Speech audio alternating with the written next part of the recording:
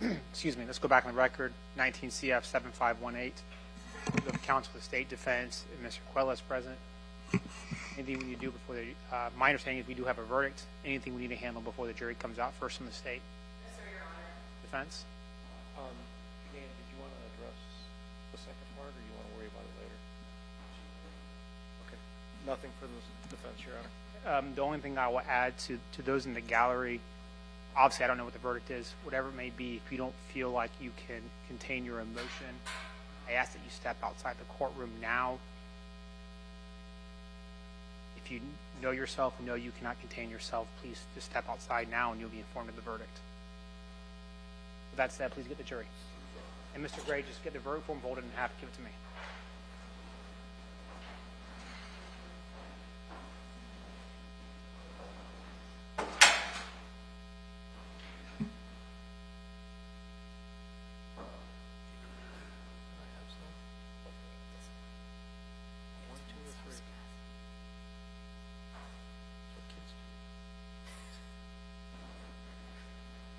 Never happened before.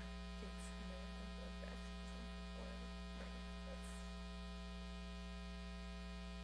Those horror stories.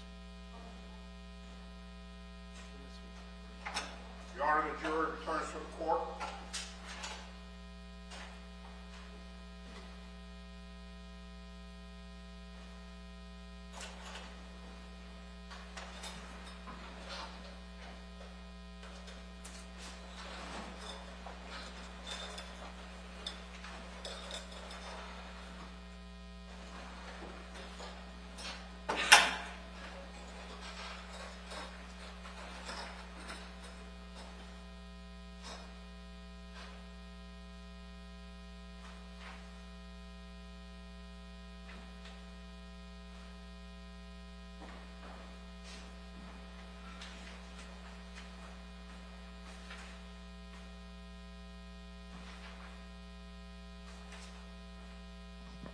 All right, the verdicts are legally sufficient. I'm going to give it to the clerk for publication. Mr. Quiles, please rise with your counsel.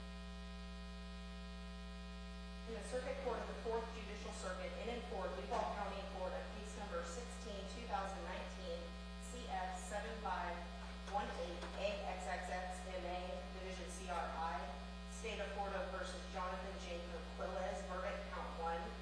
Plead the jury find the defendant guilty of first-degree murder as charged in the indictment. We find the defendant did actually possess and discharge a firearm during the commission of the offense. Verdict count 2. We, the jury, find the defendant guilty of first-degree murder as charged in the indictment. We find the defendant actually possessed and discharged a firearm during the commission of the offense. Verdict count 3. We, the jury, find the defendant guilty of engaging in an act that constitutes sexual battery upon or with a child 12 years of age or older, but younger than 18 years of age, by a person in a familial or custodial authority, as charged in the indictment. So say we all that in Jacksonville, Duval County, Florida, signed by the foreperson, dated September 21st, 2023. All right, counsel, Mr. Quiles, you may have a seat. Does either side want the jury polled? Yes, Your Honor. Members of the jury, the clerk is simply going to ask you individually a question whether this was indeed your verdict. I want you to disregard your jury numbers from last week. We're going to start from my far right first row, juror number 1, work our way down, and then commence back on the top row. So 1, 2, 3, etc., and we'll finish up with juror number 12 on my far left. So she's going to ask you a question, and you just respond with your answer. Juror number 1, were these your true and correct verdicts? Yes. Juror number 2, were these your true and correct verdicts? Yes. Juror number 3, were these your true and correct verdicts? Yes. Juror number 4, were these your true and correct verdicts? Yes. Juror number 5, were these your true and correct verdicts? Yes. Juror number 6, were these your true and correct verdicts? Yes. Juror number 7, were these your true and correct verdicts? Yes. Juror number 8, were these your true and correct verdicts? Yes. Juror number 9, were these your true and correct verdicts? Yes. Juror number 10, were these your true and correct verdicts? Yes. Juror number 11, were these your true and correct verdicts? Yes. And juror number 12, were these your true and correct verdicts? Yes. Thank you. Members of the jury, this is typically when in the process I dismiss you from your service. However, we need to move forward with phase 2 of the proceeding. That will not occur tonight. That will not occur tomorrow. I'm going to give you the day off tomorrow. We're going to start back up on Monday for that process. That's what I told counsel as we were planning this out, and I want to abide by that. That phase, and the attorneys agree, is not nearly as lengthy as what this process is. A couple of days is what they anticipate. We may be able to conclude it on Monday. It depends how things shake out. Therefore, you're still under the order of the court to not discuss this case among yourselves or each other. Well, you discussed the case. You can't discuss it again moving forward. Please disregard the media. Please don't watch the news or the newspapers. I know it's a 3-day weekend. Please stay away from that. It's very important you do so. I'll have your 4 other friends come join you back on Monday, and we'll reconvene at that point.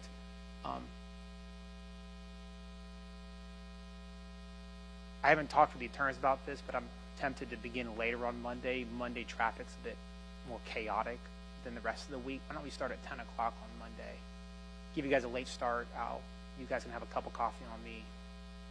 Just tell them that, see what happens. But we'll start at 10 o'clock on Monday. We'll have a full day again. We'll go from there. I'm going to talk to the attorneys today and probably tomorrow and get an idea of what next week looks out for us. At this point, I'm going to dismiss you guys for the day. You can get your belongings and just meet. I trust you guys to get here on time Monday. Get here before 10 o'clock, same place as you have the past couple weeks. Just remember, do not discuss this case with family or friends. Please stay away from the media and the newspapers. If you see it, mute it, walk out of the other room. The same thing you guys have been doing the past 2 weeks. You guys have been wonderful, and I commend you guys. It's a solemn responsibility, and I'm grateful for you guys' service. And with that said, I'll see you guys Monday morning at 10 o'clock.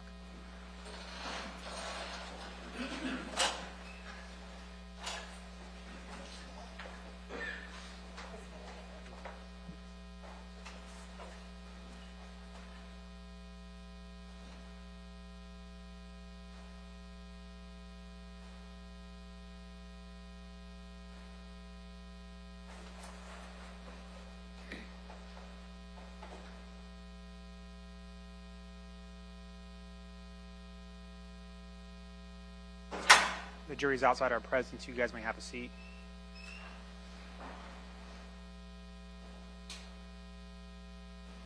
Anything we need to handle? Hey. Your Honor, we agree with the court's documents that we talked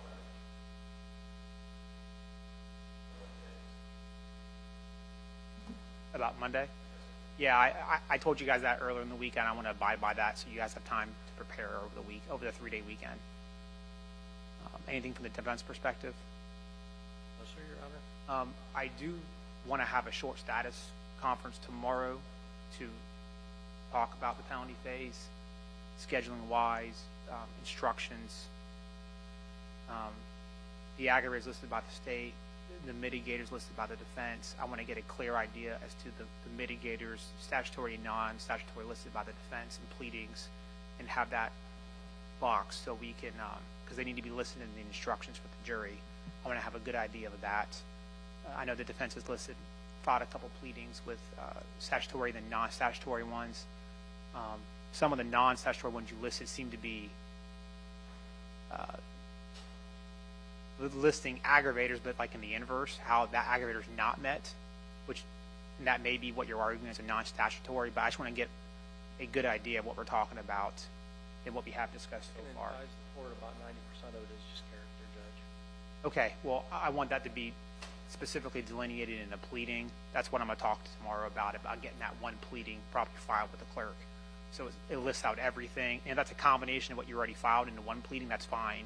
But I think it's important to have that one pleading done so we can handle that. You want it before we come to court tomorrow? Or You can have a draft done, and we can talk about it tomorrow if you would like. perfect. That's what I needed to know. You want my range of talking about, Judge? And I know you have Dr. Rohr, correct? Sorry? You have Dr. Rohr? Yes. Okay.